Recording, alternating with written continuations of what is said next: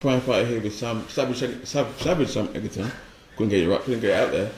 How you doing, bro? I'm good, man. Just ticking over after the last one, and we're just staying patient. Hopefully the phone will ring. Yeah, obviously last fight, obviously you got the stoppage and whatever. How did you find that fight? Because it seemed like you didn't get out first. Yeah, like he was. Yeah, do you know what? I think someone asked me this the other day, and I think you taught yourself up for fights. So certain fights you have to talk yourself into because you think it's going to be a big fight. And I taught myself up to this one. I really had to, I got ready for it. And when I got in there, it weren't half the fight I thought. It's no disrespect, but it just weren't. I think it's obvious to see. It just weren't half the fight I thought it was going to be. The first couple of rounds, don't want to put no one in, but we generally thought he was playing games. We thought he was being slow by purpose. He was trying to draw me in. By the end of the third, it was meat and drink really. I just had a feast and went on. Yeah, that's what it seemed like. It seemed like he was in control the whole time. It seemed like he didn't even get out of first gear with him. Like it just seemed like it. And obviously, the thing about him is like the rumor was like he sort of some kind of challenge. I was brought up to be like a sacrificial lamb. That's what it was. I thought they'd get a bit of name off me. A nice bout to go with it, and then send me packing.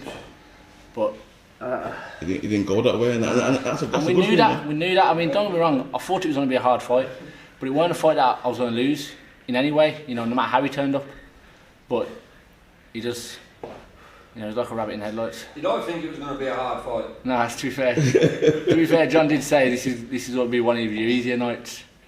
But John talks a lot of waffle, so we don't know how to take it. We don't know how to take it. Listen to the clap.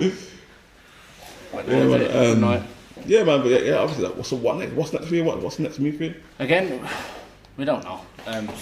Phone's bound to ring. There've been talks already of certain fights. Any names that you want to mention, or anyone you want to fight? I want to climb the ranks. I want to. It's the first time I picked up a WBA. So I'd like to climb them, just hopefully get a higher ranking with the WBA and go from there. So however I do that, I'm not really bothered about the name. Just staying active more than anything. I don't care if it's a 6-rounder, 4-rounder. As long as I'm in the gym for a reason, I've got an end goal, I'll stay in the gym. Yeah, that's the main thing, because ring rust and staying outside the ring, it adds more. I would say it makes you like.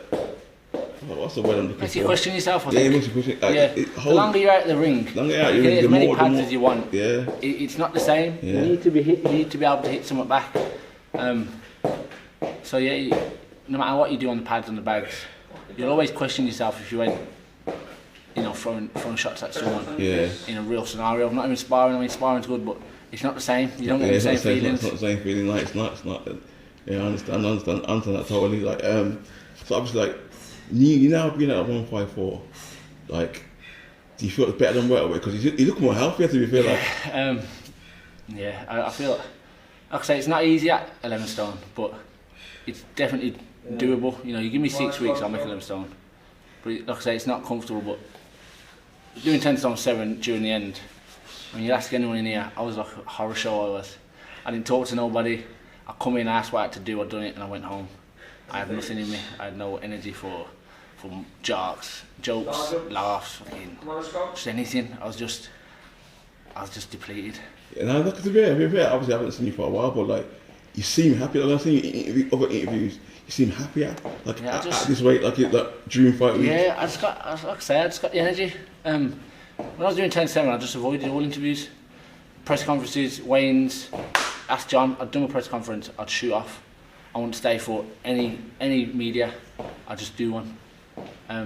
Mainly because I just couldn't be asked. You go for 7 different media and they're all asking you the same question. A question that I'm not even going to tell you the truth about. Yeah. I bet, has this been the best camp? Of course I'm going to say it's the best camp. What am I meant to say? You made the weight. Of course I've made the weight comfortable. I'm going to tell you anything different. So it was just, and I can do that at 11 stone. I can play with my blood. Yeah, good camp. But at 10 stone 7, I just didn't have the energy to even just even answer them questions. But now it's 11 stone. 154. I'm enjoying it. I am. I'm enjoying it. I was cast your mind away from yourself the first second. Liam Smith and Chris Eubank meant to be fighting again in September. You know, what do you think of that fight? I had Liam Smith first time round. The only thing that Eubank had was the size. Really, I thought he had the size and maybe a bit of work rate, but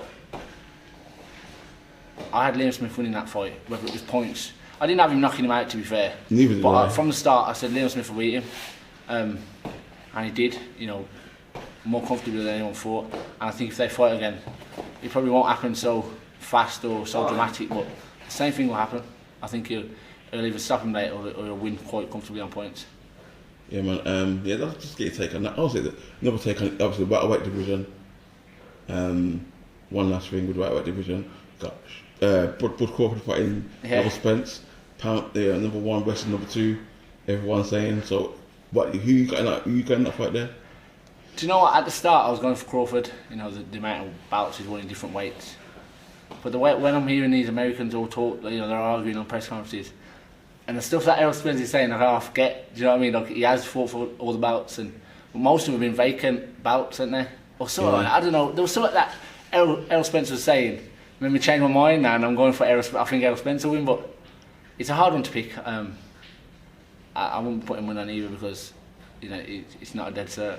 No, it's not. 50-50 fight. So like, whoever has the best game plan, whoever's got the best will wins. Yeah, I think so. I think Errol Spence might have the power and just the pressure, but again, Crawford normally reacts to that quite well. So I don't know. It's hard. It's an hard one to pick. Yeah, it's a hard one to pick, man. But I thought I was pick your brain about that one there. Yeah, it's a big fight. Are you gonna watch the fight, by the way? It depends how late it's on. If it's, I don't know. I'm not one for staying up in the night to watch boxing. I'm not one to watch boxing at all, really. But I might watch that one if I'm honest. It's one I'm actually looking forward to. But we'll see. See how I feel on the day. Alright, thanks for your time, man. I appreciate it, man. Appreciate it, pal. Take it easy, brother. Cheers.